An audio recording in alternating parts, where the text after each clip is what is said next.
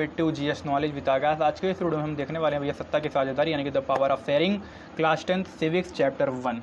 ठीक है, time waste ना करते हुए चलिए आज का अपना सेशन, आज का अपना क्लास, आज का अपना वीडियो स्टार्ट कर देते हैं। आइए देखते हैं क्या खास कुछ होने वाला आज के इस वीडियो में। तो भैया क्लास 10 जैसा कि आपको थंबनेल से ही पता चल गया है, क्लास 10 की सिविक्स है। ठीक है, क्लास 10 का क्या है, सिविक्स है। मेरी पेन ही खो जाती है यार, बार देखना पड़ा। हाँ ठीक है, ओहो ठीक है, पेन ले लेता हूँ मैं। ठीक है, क्लास 10 का सिविक्स है। ठीक है, सत्ता की साझेदारी यानी कि पावर ऑफ शेयरिंग, चैप्टर 1 है। बत्ती जला लीजिए यानी कि दिमाग की बत्ती, लाइक शेयर कमेंट सब्सक्राइब ये सब कर दीजिएगा आप अगर पसंद आता है तो। ठीक है, बाकी आपकी मर्ज़ी। इस वीडियो में क्या कुछ खास होने वाली यानी कि इस वीडियो में आप क्या सीखेंगे, ये सबसे महत्वपूर्ण बातें हैं। ठीक है, तो लोकतांत्रिक व्यवस्था में यानी कि एक डेमोक्रेसी जो है सिस्टम में शासन करने वाली जो शक्तियाँ होती हैं या जो संस्थान होते हैं उनको क्या होता है, विकेंद्रीकृत कर देना होता है। यानी कि एक लोकतांत्रिक शासन व्यवस्था या एक लोकतांत्रिक शासन तभी सफल मानी जाती है जब उसकी शक्तियाँ क्या हों, विकेंद्रीकृत हों, यानी कि बटी हों, यानी कि साझा की गई हों, शेयर्ड की गई हों। ठीक है, और ये सारी चीज़ें कैसे की जाएंगी भैया, विधायिका, कार्यपालिका और न्यायपालिका के तहत की जाएंगी। इन सब संस्थानों के तहत की जाएंगी। एग्जाम्पल के थ्रू हमारे बुक में बताया गया है, यानी कि हमारी 10th की सिविक्स में बताया गया है कि भैया बेल्जियम और श्रीलंका दो ऐसे देश हैं जहाँ पे बहुसंख्यकवाद चलता है। किसके आधार पे, भाषा के आधार पे। तो आप लोग नोट्स बनाते चलिएगा। ठीक है, क्या नोट्स बनाते चलिएगा, ये ज़रूरी है। तो आज की अपनी क्लास ये भैया फ्री हैंड होने वाली है, तो बने रहिएगा इस वीडियो के साथ। और आइए सबसे पहले देख लेते हैं भैया बेल्जियम। ठीक है, सबसे पहले क्या देख लेते हैं हम लोग, इसे क्या हो जाता है बार बार यार। ठीक है, सबसे पहले क्या देख लेते हैं, बेल्जियम। बेल्जियम का सबसे पहले हमारी बुक में उदाहरण दिया जाता है कि भैया बेल्जियम क्या है, कैसे है।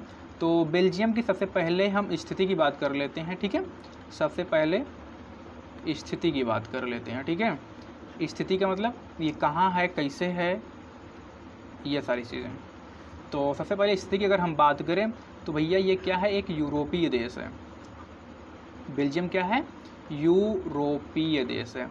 यूरोपीय देश है का मतलब एक यूरोप महाद्वीप में स्थित एक देश है, जो कि यह हरियाणा से भी छोटा है। अपना जो हरियाणा है उससे भी क्या है, छोटा है, हरियाणा से छोटा है। ठीक है, हरियाणा से भी छोटा है। इसकी अगर हम सीमाओं की बात करें, किसकी, बेल्जियम की, बेल्जियम के सीमाओं की बात अगर हम करें तो भैया इसकी सीमाएं थोड़ा सा सजा हो जाते हैं अच्छे से। ठीक है, हाँ, बेल्जियम की सीमाओं की अगर हम बात करें तो फ्रांस, इसकी सीमा कहाँ से लगती है, फ्रांस से लगती है। इसका सीमा कहाँ से लगती है भैया, नीदरलैंड से लगती है। कहाँ से, नीदरलैंड से लगती है। इसकी सीमा और कहाँ से लगती है भैया, जर्मन से लगती है या जर्मनी से लगती है। इसकी सीमा और कहाँ से लगती है, लग्जमबर्ग से लगती है। कहाँ से, लग्जमबर्ग से लगती है। ठीक है, इसकी सीमा कहाँ से लगती है, फ्रांस, नीदरलैंड, जर्मनी और लग्जमबर्ग। तो हमने क्या अभी देखा, फिर से आपको मैं बता दूं, बेल्जियम की स्थिति में हमने देखा कि भैया यह एक यूरोपीय देश है जो कि हरियाणा से भी छोटा है। इसकी सीमाएं फ्रांस, नीदरलैंड, जर्मनी और लग्जमबर्ग से लगती हैं। अब हम इसकी बात कर लेते हैं, जो है क्या बात कर लेते हैं, इसकी जनसंख्या की बात कर लेते हैं। ठीक है, इसकी क्या जनसंख्या या इसकी आबादी की बात कर लेते हैं। तो भैया इसकी जो जनसंख्या है बताई जाती है वो 1 करोड़ या मतलब करोड़ से कुछ ऊपर है ना। यानी कि हम मान लेते हैं इसकी जनसंख्या क्या है, करोड़ों में है। इसकी जनसंख्या क्या है, करोड़ों में। तो ये जो जनसंख्या करोड़ों वाली जनसंख्या है या करोड़ों वाली जो आबादी है, इसकी कुछ जातीय बुनावट है। इसकी क्या है भैया, कुछ जातीय बुनावट है ना, इसकी जातीय बुनावट है। अब इसकी जो जातीय बुनावट है कैसे है, आइए इसको भी देख लेते हैं। तो भैया इसमें 2 कंडीशन बताई जाती है, 2 चीज़ें बताई जाती हैं कि जो 61% लोग हैं ना, इसमें बताया जाता है, एक डाटा है कि 61% लोग कहाँ रहते हैं, ये फ्लेमिश इलाके में रहते हैं। कहाँ पे रहते हैं भैया, फ्लेमिश इलाके में रहते हैं। ये फ्लेमिश इलाके में रहते हैं या फ्लेमिश क्षेत्र में रहते हैं, जो कि डच भाषी हैं। ये क्या है भैया? डच भाषी हैं या डच भाषा बोलने वाले लोग हैं, ठीक है। और ये जो डच भाषी लोग हैं ये अशिक्षित हैं या पिछड़े वर्ग के हैं, ठीक है। इसे हम क्या कह सकते हैं? पिछड़े वर्ग या पिछड़े लोग हैं, ये पिछड़े लोग हैं। अब दूसरी बात की जाती है 40% वालों की, ठीक है। 40% लोग ऐसे हैं जो कि वेलोनिया के निवासी हैं। वेलोनिया, ये कहाँ के रहने वाले हैं भैया? वेलोनिया के रहने वाले हैं। और ये क्या करते हैं? फ्रेंच भाषी हैं। क्या है भैया? फ्रेंच भाषी लोग हैं, ये फ्रेंच भाषी लोग। और ये जो फ्रेंच भाषी लोग हैं ये क्या हैं? समृद्धशाली लोग हैं। क्या है भैया? समृद्धशाली लोग हैं या शिक्षित लोग हैं, ताकतवर लोग हैं ना। उसके बाद 1% लोग, जो 1% लोग हैं ये क्या बोलते हैं भैया? जर्मन बोलते हैं, ठीक है। इतनी बातें समझ में आई, इतना बैकग्राउंड आपके दिमाग में बन गया कि भैया बेल्जियम यूरोपीय देश है जो कि हरियाणा से छोटा है। इसकी सीमा फ्रांस, नीदरलैंड, जर्मनी और लग्जमबर्ग से लगती है, जो कि इसकी जनसंख्या करोड़ों में है। और इसकी जाति बनावट इस तरीके से हमने देख लिया कि कुछ लोग फ्लेमिश इलाके में रहते हैं, कितने हैं? 59%, जो कि डच भाषी लोग हैं और ये पिछड़े लोग हैं।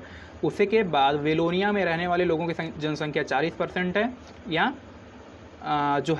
जो कि वेलोनिया में रहते हैं और फ्रेंच भाषी लोग हैं। और ये क्या करते हैं? समृद्धशाली हैं, ताकतवर हैं, प्रभुत्व लोग हैं ना, कुलीन लोग हैं, ऐसा आप समझ सकते हैं, कह सकते हैं, मान सकते हैं, ठीक है। इतनी बातें हो गई। 1% लोग क्या करते हैं? जर्मन भाषा बोलते हैं, ठीक है। उसके बाद आगे चलते हैं। बेल्जियम की बात हो रही थी ना, ठीक है। 1 मिनट ऊपर हम डाल दें पहले बेल्जियम, ठीक है। बने रहिएगा और बहुत ही मज़ा आने वाला है आज की अपनी इस क्लास में। आपको समझ में आएगा संघवाद का जन्म कैसे हुआ या फेडरलिज्म की जो संकल्पना है वो कहाँ से ले गई है, कहाँ से आई, कैसे आई, उसका उद्भव, उत्थान, जन्म कैसे हुआ। तो इतना समझ में आ गया आपको। उसके बाद हम आगे चलते हैं बेल्जियम की राजधानी ब्रुसेल्स में। आपको हम सैर कराते हैं आज ब्रुसेल्स की, ठीक है।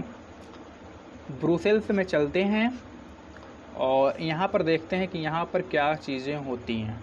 तो भैया जो ब्रुसेल्स के लोग हैं इसमें 80% लोग, कितने? 80% लोग क्या करते हैं भैया? फ्रेंच बोलते हैं। क्या है? फ्रेंच भाषी लोग हैं। और क्या है भैया? 20% लोग क्या हैं? डच बोलते हैं। 20% लोग क्या हैं? डच भाषी हैं। 20% लोग डच भाषी हैं, ठीक है। 20% लोग क्या है भैया? डच भाषी। कहाँ पे? राजधानी ब्रुसेल्स में, ठीक है। अभी हमने जो बात की वो एक इलाके की बात की, फ्लेमिश इलाका और वेलोनिया इलाका। पूरी जनसंख्या में 59% लोगों की बात की गई कि भैया इतने लोग जो है, 40% लोग जो है वेलोनिया में रहते हैं जो कि फ्रेंच बोलते हैं, 59% लोग फ्लेमिश में रहते हैं जो कि डच बोलते हैं, ठीक है। इतनी चीज़ें हो गई।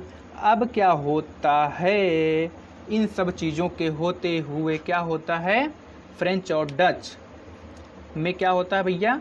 टकराव होता है। टकराव होता है किसको? भाषा को लेकर टकराव होता है, या मतभेद हम कह सकते हैं, मतभेद होता है। या उसके बाद कुछ समय के बाद जो है ये सारी चीज़ें होते होते गृहयुद्ध जैसी स्थिति उत्पन्न हो जाती है, यानी कि गृहयुद्ध छिड़ जाता है, हो जाता है। और ये बात कब की हो रही है? 1950 से लेकर 1960 के दशक की बात हो रही है ना, इस दशक की बात हो रही है ये सारी चीज़ें।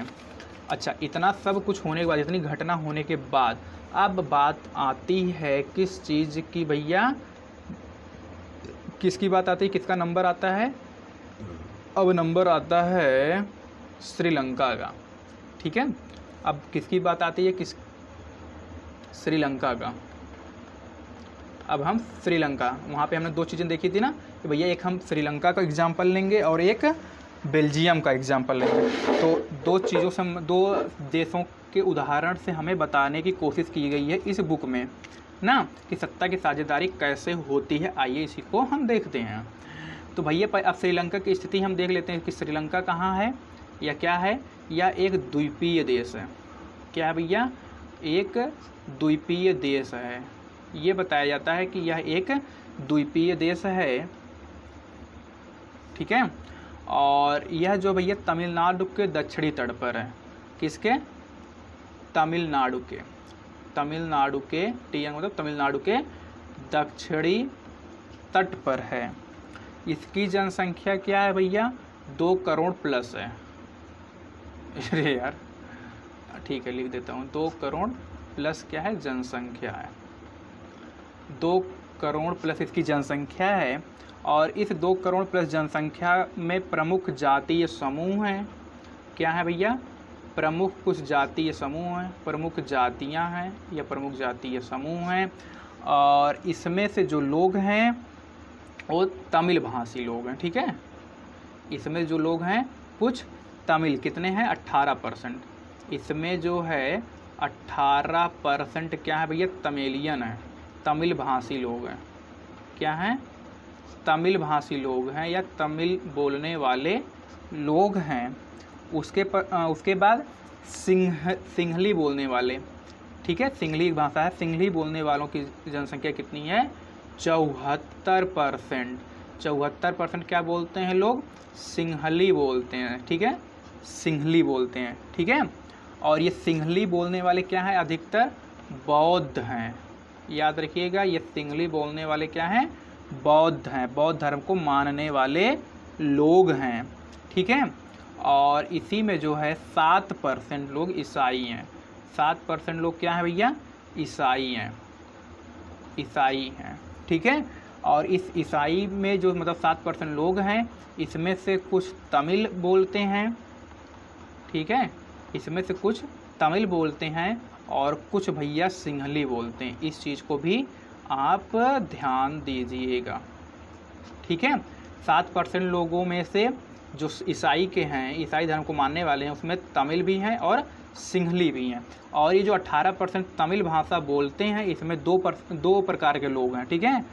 इसमें 2 प्रकार के लोग हैं। एक है श्रीलंका के मूल निवासी, ठीक है। एक किसके भैया? श्रीलंका के मूल निवासी हैं। एक श्रीलंका के मूल निवासी हैं और दूसरे भारत के। दूसरे कहाँ के हैं? भारत के मूल निवासी हैं, ठीक है। क्या है? भारत के मूल निवासी हैं। और ये जो लोग हैं, यानी कि जो तमिल भाषी लोग हैं, ये उत्तर और पूरब प्रांत में क्या हैं? खुले हैं। खुले हैं का मतलब आज़ाद हैं। उत्तर पूरब में, उत्तर और पूरब में क्या है भैया? ये आज़ाद हैं। आज़ादी से मतलब रह रहे हैं, आबाद हैं। और इसमें क्या है भैया? हिंदू और मुस्लिम दोनों प्रकार के लोग हैं। याद रखिएगा, इस तमिल भाषा को बोलने वालों की जो धर्म है, जो उनकी मान्यता है, उनका जो संप्रदाय है, वो हिंदू प्लस मुस्लिम दोनों हैं। याद रखिएगा, हिंदू प्लस मुस्लिम, ठीक है, हिंदू और मुस्लिम दोनों प्रकार के लोग हैं। एक बात और आपको मैं बता देना चाहूँगा आगे, ठीक है, आगे आपको मैं एक और बात बता देना चाहूँगा कि जो 18% तमिलियन हैं, ठीक है, 18% जो तमिल बोलने वाले लोग हैं, अभी मैंने आपको बताया, मेरी पेन नहीं चल रही है, ठीक है। अरे क्या हो गया भाई? सही तो है सब, एक मिनट, अब चलेगी, ठीक है। 18% जो लोग तमिल बोलने वाले लोग थे, उसमें मैंने बताया कि कुछ श्रीलंका के हैं, कुछ भारत के हैं। तो जो भारत के मूल निवासी के हैं, ठीक है, भारत के मूल निवासी के हैं, ये भैया कौन से लोग हैं? जब देश गुलाम था, यानी कि औपनिवेशिक काल में, ठीक है, औपनिवेशिक काल, औपनिवेशिक काल के दौरान, यानी कि औपनिवेशिक काल के दौरान ही ये लोग भारत से लाए गए थे, ठीक है। भारत से ही भारत से ही लाए गए थे। और ये भारत से क्यों लाए गए थे भैया? ये भारत से क्यों लाए गए थे? क्योंकि बागानों में काम करने के लिए, बागानों में क्या करने के लिए? काम करवाने के लिए अंग्रेज़ों द्वारा लाए गए थे। ठीक है, ये थोड़ा सा बैकग्राउंड है जानने के लिए, बस उतना खास कुछ इंपॉर्टेंट नहीं इसमें। तो ये आपको थोड़ा सा मैं बैकग्राउंड बनाने की कोशिश कर रहा हूँ कि भैया बेल्जियम हो गया जिसकी राजधानी ब्रुसेल्स है। ब्रुसेल्स में 80% लोग क्या हैं? फ्रेंच भाषी हैं और 20% लोग डच भाषी हैं। इन दोनों के बीच में टकराव हुआ, मतभेद हुआ, गृह युद्ध हुआ और 1950 से लेकर 1960 के दशक की बात ये हो रही थी ना। उसके बाद अब बात आ जाती है श्रीलंका की। श्रीलंका एक द्वीपीय देश है जो कि तमिलनाडु के दक्षिणी तट के किनारे लगा हुआ है। इसकी जनसंख्या की अगर हम बात करें तो 2 करोड़ प्लस है और इसकी प्रमुख जातियाँ की जो बुनावट है वो तमिल भाषा के लोग हैं कुछ, और कुछ सिंहली भाषा के लोग हैं ना। सिंहली भाषा बोलने वाले 74% है और तमिल बोलने वाले 18% हैं। तमिल भाषा के जो लोग हैं उसमें 2 प्रकार के लोग हैं, एक श्रीलंका के मूल निवासी हैं, एक भारत के मूल निवासी हैं। ठीक है, और ये दोनों लोग क्या हैं भैया? हिंदू हैं और मुस्लिम हैं, ये भी याद रखिएगा, जो कि उत्तर पूरब प्रांत में या उत्तर पूरब प्रांतीय क्षेत्र में आबाद हैं या मतलब रहते हैं। ठीक है, और जो भारत के मूल निवासी हैं इन्हें उपनिवेश काल में लाया गया था, यानी कि जब भारत गुलाम था अंग्रेज़ों का। क्यों लाया गया था? बागानों में काम करने के लिए। ठीक है, 74% के लोग जो सिंहली बोलते हैं वो बौद्ध धर्म को मानने वाले हैं, 7% लोग ईसाई धर्म को मानने वाले हैं, जिसमें कि तमिल भी लोग हैं, यानी कि तमिलियन बोलने वाले और सिंहली बोलने वाले। इतनी बातें समझ में आ गई। ठीक है, तो हम आगे चलते हैं। ठीक है, अगर हम आपको पॉइंट वाइज बात करें, नोट्स की तरह बात करें या जो है की पॉइंट की अगर हम बात करें तो 2 स्थितियां आपको दिखाई दे रही हूँ। ठीक है, 2 स्थितियां आपको समझ में आ गई हैं। कौन सी 2 स्थितियां भैया? एक बेल्जियम की, किसकी? एक बेल्जियम की बात समझ में आ गई और एक किसकी? श्रीलंका की। ठीक है, एक श्रीलंका की समझ में आ गई। बेल्जियम में क्या है कि डच भाषी लोगों का प्रभुत्व है। क्या है भैया? डच भाषी का प्रभुत्व है, डच भाषी का प्रभुत्व है। ठीक है, डच भाषी लोगों का प्रभुत्व है।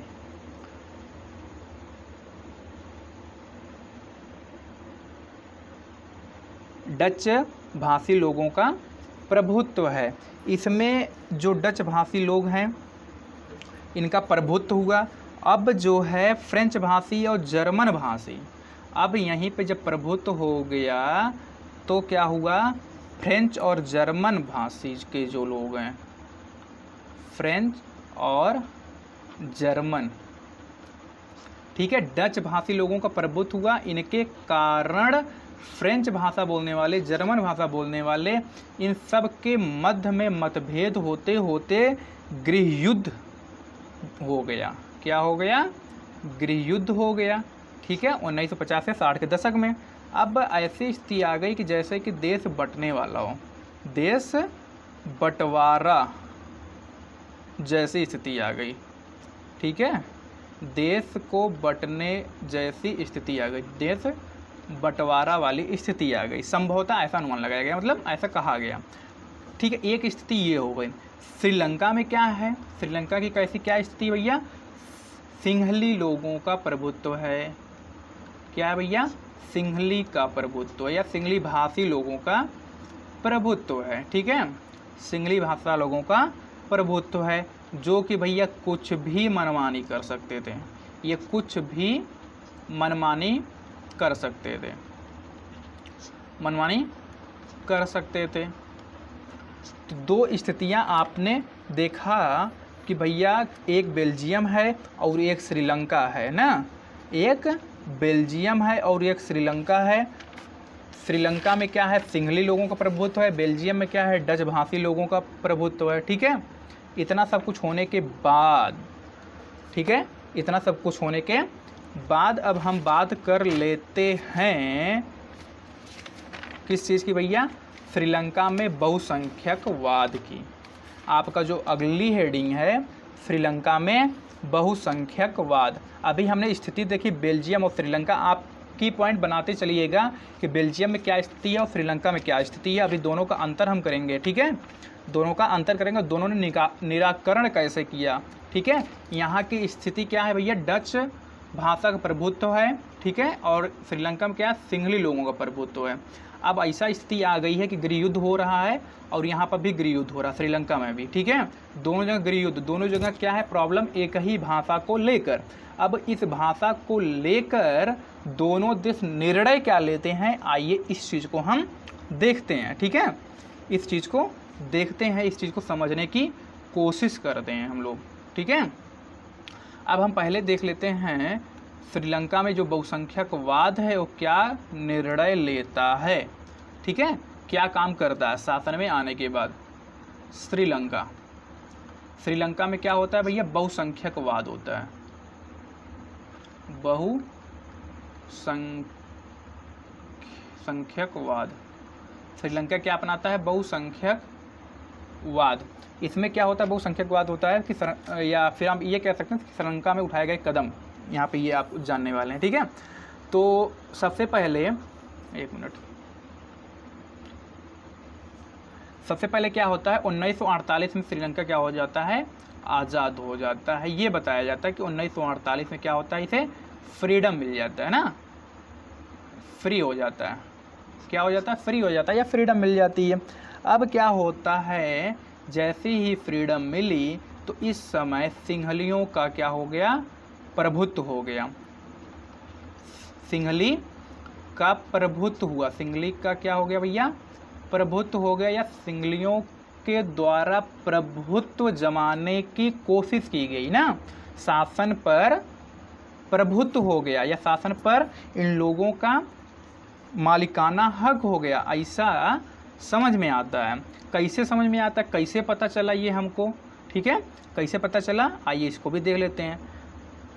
इन लोगों ने क्या किया, संख्या के आधार पर, ठीक है, अपनी संख्या के बेस पर, संख्या के आधार पे, बहुसंख्या के बल पर 1956 में कानून बनाते हैं, 1956 में कानून बनाते हैं। इसमें ये सीधा सीधा कहा जाता है कि सिंहली एकमात्र राजभाषा, सिंहली एकमात्र राजभाषा, सिंहली एकमात्र राजभाषा होगी, ऐसा बताया जाता है। अब इस सिंहली के एकमात्र राजभाषा होना क्या हो जाता है, अभी आपने देखा कि भैया तमिल भी बोली जाती है ना, तो अब इससे क्या होता है, तमिलियों को दरकिनार कर दिया जाता है, तमिलियों के साथ भेदभाव किया जाता है, बेगानापन किया जाता है, तमिलियों को एहसास होता है कि हमारे साथ भेदभाव हो रहा है ना, अस्पृश्यता हो रही है ना, जो कि हमारे यहाँ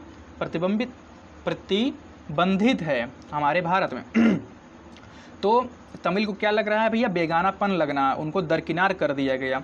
क्यों, कैसे पता चला, क्योंकि सिंहली को एकमात्र राजभाषा घोषित कर दिया जाता 1956 के कानून के द्वारा श्रीलंका में, ठीक है। इतनी बातें समझ में आ गई, राजभाषा घोषित कर दी जाती है। अब ये राजभाषा जब घोषित की जाती है तो भैया ये यूनिवर्सिटी यानी कि विश्वविद्यालयों में और सरकारी नौकरियों में, दोनों जगह विश्वविद्यालय, ठीक है, विश्वविद्यालय और सरकारी नौकरियों में, सरकारी नौकरियों में क्या हो गया, राजभाषा घोषित कर दिए गए, यानी कि विद्यालयों में, विश्वविद्यालयों में पढ़ाई जाने वाली जो शिक्षा होगी वो क्या होगी, उसका भाषा क्या होगा भैया, क्या होगा, सिंहली होगी, ठीक है। अब ये सब चीज़ें कर दी जाती हैं सिंहलियों को, ये क्या हो रहा है, सिंहलियों को एक तरफ और तमिलियों को एक तरफ, यानी कि बंटवारे जैसी स्थिति पैदा कर रहा है ये कानून। आप समझ रहे हैं कि नहीं इस बात को, यह कानून क्या कर रहा है, बंटवारे जैसी स्थिति पैदा कर रहा है, एकदम से दरकिनार करने की जैसी स्थिति हो रही है। अब यहाँ पे सीधा सीधा सिंहलियों को क्या दी जा रही है, प्राथमिकता दी जा रही है ना, और इसी संदर्भ में प्राथमिकता देने के संदर्भ में, ठीक है, प्राथमिकता देने के लिए ही एक और संवैधानिक प्रावधान किया गया, ठीक है, एक और संवैधानिक प्रावधान किया गया, संवैधानिक संवैधानिक प्रावधान किया जाता। अब ये संवैधानिक प्रावधान क्या था? इस संवैधानिक प्रावधान के अंतर्गत ये बताया जाता है कि बौद्ध मत, ठीक है, अभी आपने देखा कि सिंहली के जो लोग हैं या सिंहली भाषा के जो लोग हैं बौद्ध धर्म को मानने वाले लोग थे, तो ये लोग क्या करेंगे? बौद्ध धर्म का मत का संरक्षण करना और उसका बढ़ावा करना, ठीक है, यानी कि बौद्ध धर्म को संरक्षित करना और उसको बढ़ाना, बौद्ध मत को संरक्षण और बढ़ावा देने वाला कानून बनाया। संरक्षण प्लस बढ़ावा यानी कि प्रचार प्रसार, ठीक है, अपने धर्म का प्रचार प्रसार कर रहे हैं, ठीक है। तो आप लोग देख रहे हैं कि 1948 में फ्री हुआ श्रीलंका। एक बार फिर से मैं आपको बता दूं, उसके बाद सिंहली का प्रभुत्व हुआ, मतलब ये सिंहली के जो लोग थे, सिंहली के लोग थे मतलब सिंहली भाषा के बोलने वाले जो लोग थे, ये अपना शासन पर अधिकार या प्रभुत्व जमाने की कोशिश किए। कैसे पता चला कि भैया कैसे ये जमा रहे हैं? तो इन्होंने 1956 में एक कानून लाया, उस कानून में सिंहली को राजभाषा घोषित कर दिया और ये राजभाषा विश्वविद्यालयों सरकारी नौकरियों में काम करने का आधार हो गई, ठीक है। और इसी के तहत सिंहलियों को प्राथमिकता देने के तहत ही एक और कदम उठाया गया जो कि संवैधानिक कदम था, संवैधानिक प्रावधान किया गया। संवैधानिक प्रावधान के तहत ये काम किया गया कि बौद्ध मत या बौद्ध धर्म को संरक्षण किया जाएगा और बढ़ावा दिया जाएगा। इन सब चीज़ों का अगर हम परिणाम की बात करें ना, इन सब चीज़ों के बाद अगर हम परिणामों की बात करें, परिणाम क्या होता है कि भैया, परिणाम क्या होता है? तमिल को बेगानापन लगने लगता है, ठीक है। तमिल के लोग जो थे उनको बेगानापन लगने लगा। क्या हो गया यार? बेगानापन, ठीक है, समझ लीजिएगा। तमिल क्या महसूस करने लगे? फीलिंग होने लगी बेगानापन की। कैसे फीलिंग हो, कैसे पता चला? तो भैया सामाजिक स्थिति, ठीक है, सामाजिक स्थिति, सांस्कृतिक स्थिति और कौन स्थिति? शैक्षणिक स्थिति, ठीक है। और कौन स्थिति? राजनीतिक स्थिति। इन सब चीज़ों के आधार पे क्या किया जाने लगा? भेदभाव किया जाने लगा। किसके साथ? तमिल लोगों के साथ। कौन कर रहा था? सिंहली कर रहे थे, ठीक है। सामाजिक स्तर पर, सांस्कृतिक स्तर पर, शैक्षणिक स्तर यानी कि शिक्षा के क्षेत्र में, जो कि अभी आपने देखा, और राजनीतिक क्षेत्र में। इन सब चीज़ों, इन सब क्षेत्रों के तहत, इन सब क्षेत्रों में तमिल के साथ भेदभाव किया जाने लगा। इसका परिणाम अगर हम बात करें तो बिगड़ते बिगड़ते क्या हो गया? संबंध खराब होने लगे, ठीक है। सिंहली और तमिल के संबंध बिगड़ने लगे। क्या हो गए भैया? संबंध बिगड़ने लगे, ठीक है, संबंध बिगड़ने लगे। अब क्या हुआ? संबंध जब बिगड़ने लगे तो भैया तमिल लोगों ने क्या किया? संबंध बिगड़ने के बाद तमिल लोग क्या किए?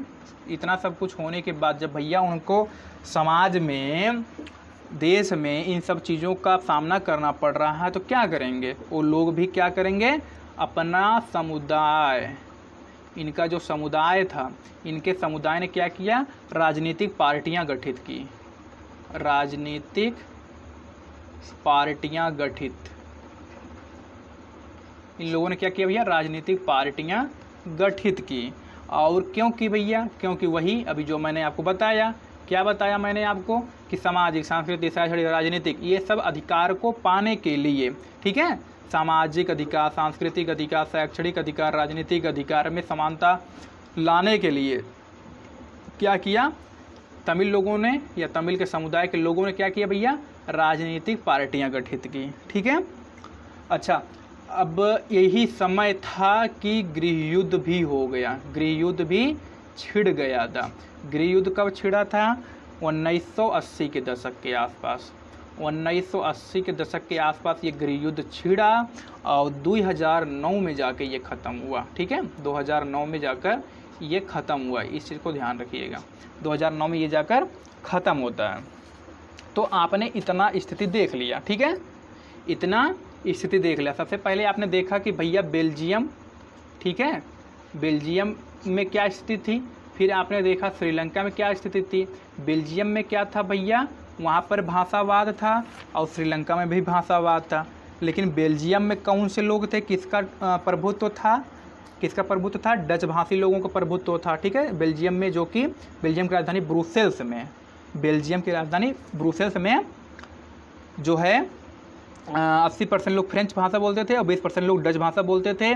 और वहीं पर 61% लोग जो कि फ्लेमिश इलाके में रहते थे डच भाषा बोलते थे। ठीक है, तो अधिकांशतः जो लोग थे वो डच भाषी लोग थे और जो न्यूनतम थे वो फ्रेंच भाषी के लोग थे। लेकिन बेल्जियम की राजधानी ब्रुसेल्स में जस्ट इसका उल्टा था।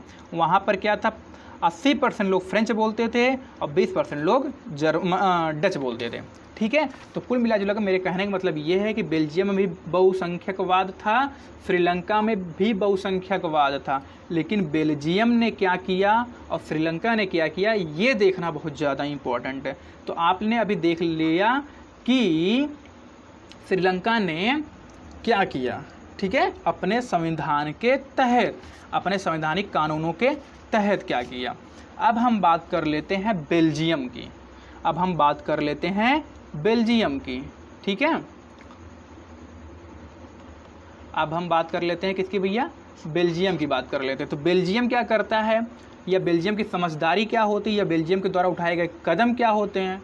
तो भैया ये बात हो रही है 1970 से लेके 1993 के दशक की। ठीक है, इसमें क्या होता है, सबसे पहले जो है, जो बेल्जियम जो सरकार थी, बेल्जियम के नेताओं ने क्या किया, श्रीलंका से अलग रास्ता अपनाया और ऐसा फैसला लिया कि उन्होंने क्षेत्रीय अंतरों को, जो क्षेत्रीय अंतरण था, जो अभी देखा आपने डच भाषा और फ्रांसीसी भाषा को लेकर, ठीक है, सांस्कृतिक विविधता को स्वीकार किया। और भैया 1970 और 93 के अंतर्गत ही, यानी कि 1970 से 93 के बीच में ही उन्होंने क्या किया, अपने संविधान में 4 संशोधन किए। ठीक है, अपने संविधान में 4 संशोधन किए। क्यों किए? क्योंकि उनको एकता में विश्वास था, साझेदारी में विश्वास था। इसमें क्या क्या किया ये देखना इम्पोर्टेंट है। और ये संवैधानिक जो संशोधन हो रहा है, साथ से संवैधानिक फिर साथ से संशोधन, इस संवैधानिक संशोधन का जो उद्देश्य था, बेगानेपन की जो फीलिंग हुई थी अभी तमिलियों के साथ, उसको दूर करना। लेकिन कहाँ पे ये बात हो रही है, बेल्जियम में, याद रखिएगा। तो यानी कि जैसे बेगानापन की फीलिंग्स को दूर करना, ठीक है, बेगानेपन की जो फीलिंग थी उसको दूर करना था। ये इसके तहत ही, यानी कि संविधान संशोधन के बाद जो 4 संशोधन हुए 1970 से 1993 के बीच, उसका उद्देश्य क्या था, बेगानापन की फीलिंग्स को दूर करना। इसके लिए क्या क्या कदम उठाए गए ये देखना बहुत ज़रूरी है। ठीक है, बेल्जियम में हम बात कर रहे थे बेल्जियम की, बेल्जियम। ठीक है, तो बेल्जियम में कौन कौन से 4 कदम उठाए गए या कौन कौन से 4 प्रमुख संशोधन किए गए भैया। सबसे पहले जो केंद्रीय सरकार होगी ना, सबसे पहले जो केंद्रीय सरकार होगी, केंद्रीय सरकार, 1 मिनट यार प्यास लगी,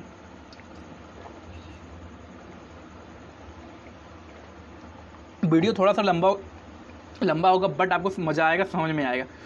ठीक है, ये इस वीडियो को बनाना मेरा जो है साकार हो जाएगा।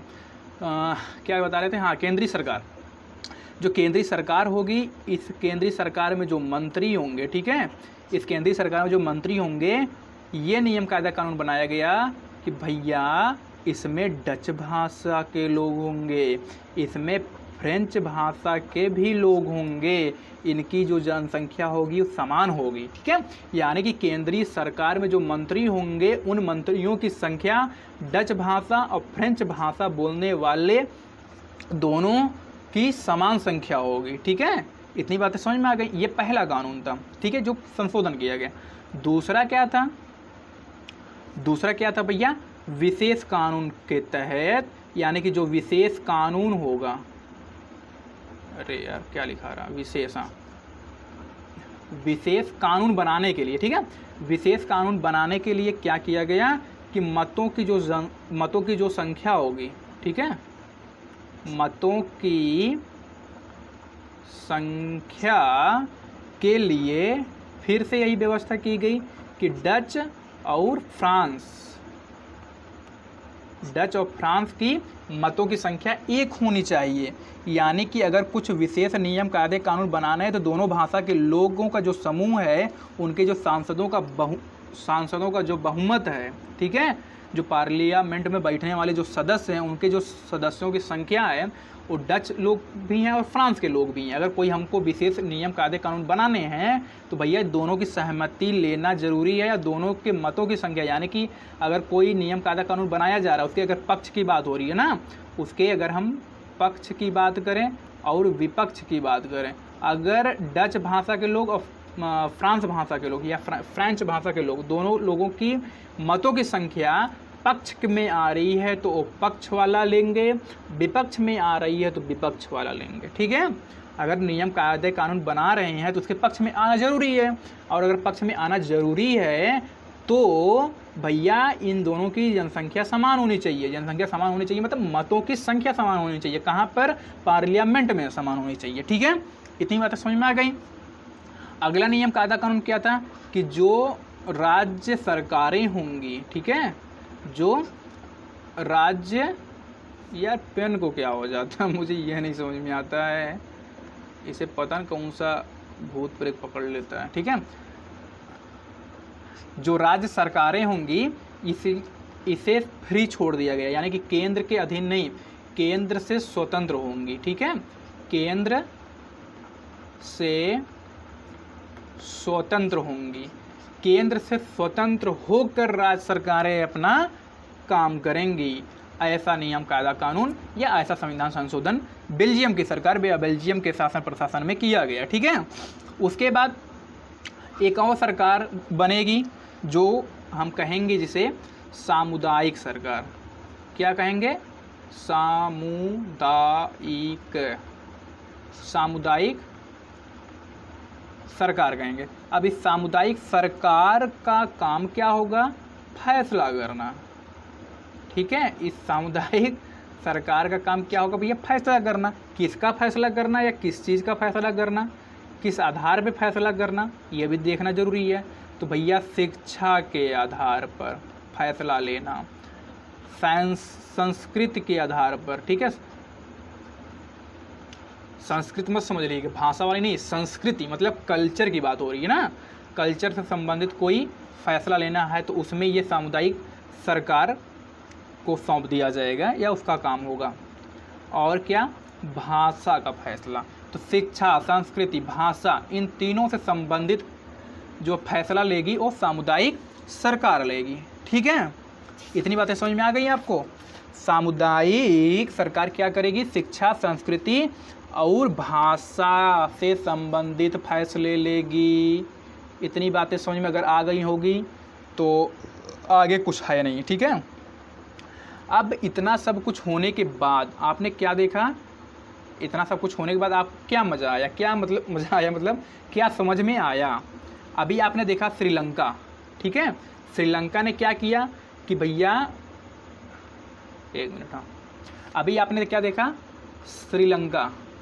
अब भी आपने देखा बेल्जियम, ठीक है। दो लोगों का देखा, यानी दो देशों का जो है निर्णय देखा, दो देशों का नियम कायदे कानून देखा। श्रीलंका में क्या था? सिंहलियों का एकमात्र राजभाषा बनाया गया, ठीक है। सिंहलियों यानी कि भाषावाद वहाँ पे चला, ठीक है। लेकिन बेल्जियम में क्या किया गया? साझेदारी की गई। ये आपने देखा कि नहीं देखा? साझेदारी की गई। कैसे देखा, कैसे पता चला आपको भैया? कैसे देखा, कैसे पता चला? इस तरह से देखा। अभी आपको मैंने बताया कि बेल्जियम में जो केंद्रीय सरकार होगी, वहाँ के जो मंत्री होंगे वो डच और फ्रांस दोनों भाषा के बोलने वाले लोग होंगे। उनकी संख्या भी बराबर होनी चाहिए। ये नहीं है कि कुछ ही लोग हैं, ऐसा नहीं है। अगर मान लो 100 मंत्री हैं तो इसमें से 50 ठो जो है डच बोलने वाले लोग होने चाहिए और 50 ठो फ्रेंच बोलने वाले लोग होने चाहिए। ऐसा नियम कायदा कानून बनाया गया। फिर विशेष नियम कायदे कानून बनाने के लिए मतों की संख्या को बराबर आना जरूरी है, डच और फ्रांस का, ठीक है।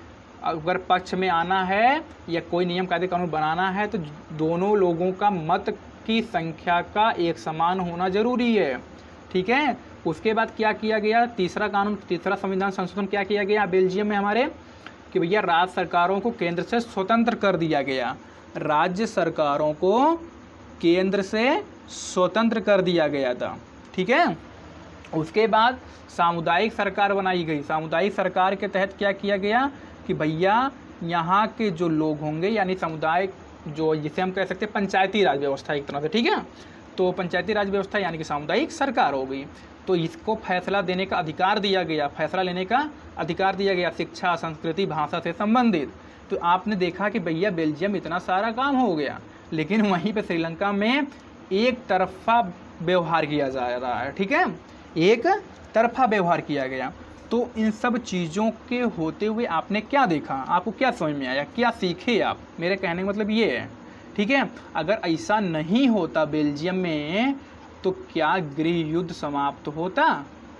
अभी आपने देखा था कि गृह युद्ध चल रहा था, तो भैया गृह युद्ध जैसी स्थिति हो जाती, भाषा के आधार पर देश क्या हो जाता, दो टुकड़ों में बढ़ जाता, ठीक है। लेकिन जब ऐसा हुआ का मतलब कैसा हुआ, साझेदारी वाली जब व्यवस्था आ गई ना, मंत्रियों की समान जो है व्यवस्था कर दी गई, तो इसी सब चीज़ों के आधार पर होते हुए जो यूरोपीय संघ यानी कि यूनियन जो संघ बना हुआ, आपका यूरोपीय जो संघ है, जो संस्था है, जो इंस्टीट्यूट है, ठीक है, यूरोपीय संघ का यूरोपीय संघ बना हुआ है ना, ये आपको पता होगा, ठीक है, यूरोपीय संघ बना है।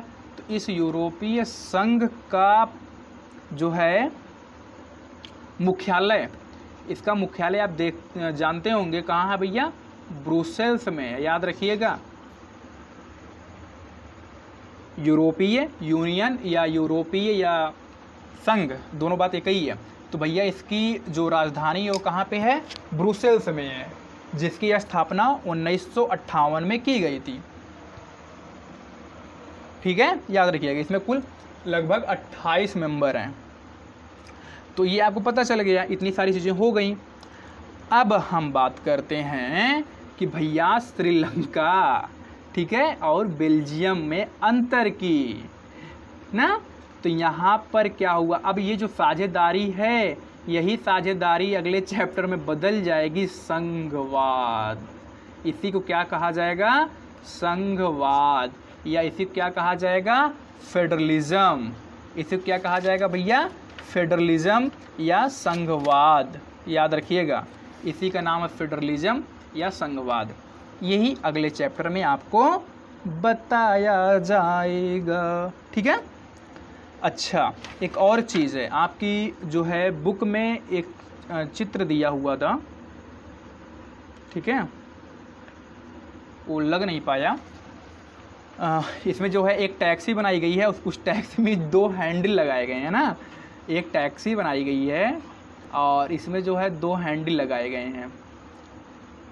तो यहाँ पर ये बताने की कोशिश की गई है कि भैया अगर हमें कोई कार चलानी है तो दोनों जो हैंडल हैं, दोनों जो ड्राइवर हैं, मतलब हैंडल है तो ड्राइवर 2 होंगे, 2 हैंडल है तो 2 ड्राइवर भी होंगे। तो दोनों ड्राइवरों की सहमति के बगैर अगर एक ड्राइवर जाना चाहता है लेफ़्ट में, एक ड्राइवर जाना चाहता है राइट में, तो ऐसा तो होगा नहीं। ऐसा अगर होगा दोनों लोग मरेंगे, है ना, ऐसा होगा तो दोनों लोग ठुकाएंगे, मरेंगे। तो इसलिए दोनों लोग क्या करेंगे, समझदारी करेंगे, साझेदारी करेंगे, दोनों लोग आपसी सहमति जताएंगे कि भैया हाँ किधर चलना है किधर नहीं चलना है। तो दोनों को बचने के लिए एक होना ज़रूरी हो जाएगा, ठीक है। तो ठीक ऐसे ही शासन प्रशासन में चलाने के लिए, यानी कि गृह युद्ध ना हो, जातीयता ना हो, ठीक है, बंटवारा ना हो, युद्ध ना हो, इन सब चीज़ों से बचने के लिए हमें संघवाद लाना ज़रूरी है, साझेदारी लाना ज़रूरी है, ठीक है। तो इन सब चीज़ों को करने के लिए कि भैया ये सब काम ना हो, यानी कि कुछ नकारात्मक कंडीशन पैदा ना हो, इसलिए संघवाद लाना ज़रूरी है। आपके जो बुक में जो है लास्ट पॉइंट बताई गई है, यानी कि लास्ट हेडिंग जो बताई गई है, सत्ता की साझेदारी क्यों ज़रूरी है, तो भैया उसका जो निष्कर्ष है यही है कि एक लोकतंत्र का जो मतलब शासन व्यवस्था होता है, लोकतंत्र का जो मतलब होता है, उसका जो उद्देश्य होता है कि भैया शासन व्यवस्था कैसी होनी चाहिए, सत्ता को बांटने वाली होनी चाहिए, सत्ता का बंटवारा होना जरूरी है। मतलब उसके लोकतंत्र के मतलब उद्देश्य में है ये बात, ठीक है। लोकतंत्र की जड़ में ही है सत्ता का साझेदार होना, सत्ता को साझेदारी के रूप में चलाना, ठीक है। इतनी बातें समझ में आ गई होंगी आपको। फिर से मैं आपको एक बार रिवीजन फटाफट कर देता हूँ, ठीक है, जल्दी वाला ठीक है। तो आपने क्या देखा, बेल्जियम देखा। बेल्जियम एक यूरोपीय देश है जो कि हरियाणा से भी छोटा है। इसकी सीमाएं फ्रांस, नीदरलैंड, जर्मनी और लग्जमबर्ग से लगती हैं। इसकी जनसंख्या करोड़ों में है, जिसकी जातीय बनावट इस प्रकार है। किस प्रकार है भैया, 59% लोग फ्लेमिश इलाके में रहते हैं जो कि डच भाषा बोलते हैं और ये पिछड़े वर्ग के हैं। 40% लोग वेलोनिया में रहते हैं जो कि फ्रेंच भाषा के लोग हैं और ये समृद्धशाली लोग हैं। 1% लोग जर्मन भाषा बोलते हैं, ठीक है। ये आपको समझ में आ गया। आगे बात आती है बेल्जियम की राजधानी ब्रुसेल्स में। बेल्जियम की राजधानी ब्रुसेल्स में क्या होता है, जस्ट उल्टा हो जाता है। यहाँ पे 80% लोग फ्रेंच बोलते हैं और 20% लोग डच बोलते हैं। इन सब चीज़ों के मध्य, यानी इन सब लोगों के मध्य टकराव होता है, मतभेद होता है, गृह युद्ध हो जाता है 1950 से लेकर 1960 के दशक के बीच। इसी के बाद आता है श्रीलंका की स्थिति। श्रीलंका एक द्वीपीय देश है, ये बताया जाता है, जो कि तमिलनाडु के तट पर स्थित है और यहाँ की जनसंख्या 2 करोड़ की प्लस जनसंख्या है, निवास करती है। और यहाँ की प्रमुख जातियाँ 2 लोग हैं, एक तमिल भाषा के लोग हैं, एक सिंगली हैं। तमिल वाले कितने 18 हैं, सिंगली वाले कितने हैं 74 हैं। तमिल भाषा के जो लोग हैं उसमें 2 प्रकार के लोग हैं, एक श्रीलंका के मूल निवासी, एक भारत के मूल निवासी हैं और ये दोनों लोग उत्तर पूर्वी प्रांत में आज़ादी से रहते हैं, ठीक है। जो भारत के मूल निवासी हैं वो जो है लाए गए थे वो औपनिवेशिक काल में, यानी कि गुलामी के शासन काल में भारत से श्रीलंका ले गए थे। क्यों, बागानी करने के लिए, ठीक है, बागान में काम करने के लिए, ठीक है। और ये जो श्रीलंका भारत के जो लोग हैं, ये दोनों लोग क्या करते हैं, तमिल बोलते हैं, अभी मैंने आपको बताया। और ये तमिल जो बोलते हैं इसमें से कुछ लोग हिंदू हैं, कुछ लोग मुस्लिम हैं, ठीक है। शेष 1% लोग क्या है भैया, शेष 7% लोग, सॉरी 1% नहीं 7% लोग क्या हैं, ईसाई हैं, ठीक है। 1% लोग वहाँ पर था, बेल्जियम में था, जो कि जर्मन बोलते थे। तो 7% लोग ईसाई हैं जो कि तमिल बोलते हैं और सिंहली बोलते हैं। इतना हो गया। उसके बाद इन सब चीज़ों के बाद 2 स्थितियाँ सामने आती हैं आपके। बेल्जियम में डच भाषा का प्रभुत्व और श्रीलंका में सिंहलियों का प्रभुत्व, ठीक है। और उसके बाद क्या स्थिति आती है भैया कि श्रीलंका में बहुसंख्यकवाद, यानी श्रीलंका ने क्या कदम उठाए, 1948 में जब फ्री हुआ या स्वतंत्र हुआ तो सिंहलियों का प्रभुत्व हुआ संख्या के आधार पे। और ये कैसे पता चला, 1956 के कानून के आधार पे कि भैया सिंहली एकमात्र राजभाषा होगी, विश्वविद्यालय और सरकारी नौकरियों में प्राथमिकता दी जाएगी। और इसी को प्राथमिकता को आगे बढ़ाते हुए संवैधानिक प्रावधान किया गया कि भैया बौद्ध मत का संरक्षण किया जाएगा, उसको बढ़ावा दिया जाएगा। जिसका परिणाम क्या हुआ, तमिल अपने आप को बेगानापन समझने लगे। कैसे बेगानापन समझने लगे, सामाजिक, सांस्कृतिक और शैक्षणिक और राजनीतिक आधार पे, ठीक है। ये सब भेदभाव होने लगा, ठीक है। इसके बाद क्या हुआ, संबंध बिगड़ने लगे और गृह युद्ध जैसी स्थिति फिर से पनपने लगी, ठीक है। ये सब चीज़ें हो गई। अब बेल्जियम की इस बात आती है, बेल्जियम क्या करता है। अभी बात आपने देख ली कि श्रीलंका ने क्या कदम उठाया या बेल्जियम ने क्या कदम उठाया, ये देख लीजिए। 1970 से 1993 के बीच संविधान संशोधन करके बेल्जियम ने बेगानेपन की फीलिंग को दूर किया। कैसे दूर किया, आइए उसको भी देख लेते हैं कैसे कैसे दूर किया। बेल्जियम सबसे पहले क्या करता है, संविधान संशोधन केंद्रीय सरकार के तहत, यानी केंद्रीय सरकार में जो मंत्री होंगे उनकी संख्या डच भाषी और फ्रेंच भाषी दोनों लोगों की एक समान होगी। विशेष कानून नियम बनाने के लिए मतों की संख्या होना जो है बराबर होना जरूरी है, जिसमें कि डच और फ्रांस के लोग हुआ करते थे, ठीक है। राज्य सरकारों की स्थापना की गई। राज्य सरकार को क्या किया गया, केंद्र से स्वतंत्र कर दिया गया कि भैया ताकि जो है राज्य सरकारें हैं वो अपने ढंग से अपने हिसाब से अलग जो है काम करें, सेल्फ डिपेंडेंट कर दिया गया, ठीक है। उसके बाद सामुदायिक सरकार की स्थापना की गई। इसको फैसला लेने के लिए अधिकार दिया गया। इसका क्या क्या अधिकार था, शिक्षा, संस्कृति और भाषा। शिक्षा का मतलब एजुकेशन, संस्कृति का मतलब कल्चर, भाषा का मतलब लैंग्वेज, ठीक है। मतलब जस्ट उल्टा मैं बता रहा हूँ, हिंदी अंग्रेजी। तो ये तो आप समझ में आ गया होगा कि भैया शिक्षा से संबंधित अगर कोई फैसला लेना है तो सामुदायिक सरकार, संस्कृति से संबंधित कोई फैसला लेना है तो सामुदायिक सरकार, भाषा से संबंधित कोई फैसला लेना है तो सामुदायिक सरकार। यहाँ पे संस्कृति का मतलब क्या होता है, कल्चर का मतलब क्या होता है भैया, इसमें वेशभूषा, खान पान, रहन सहन, मेले, संगीत, कला, नाटक, उत्सव, ये सब चीज़ें आती हैं संस्कृति में, ठीक है। तो इन सब चीज़ों से संबंधित फैसला कौन लेगा, सामुदायिक सरकार लेगा। अब आपको 2 चीज़ें समझ में आ गई भैया, सिंहली में मतलब श्रीलंका में सिंहली बोली जाएगी, बोली गई, वहाँ की राजभाषा घोषित कर दी गई। वहीं पर बेल्जियम ने क्या किया, साझेदारी वाली प्रथा अपनाई, यानी कि साझेदार बना, अपनी सत्ता को साझा किया, जिससे कि गृह युद्ध समाप्त हुआ, गृह युद्ध नहीं हुआ।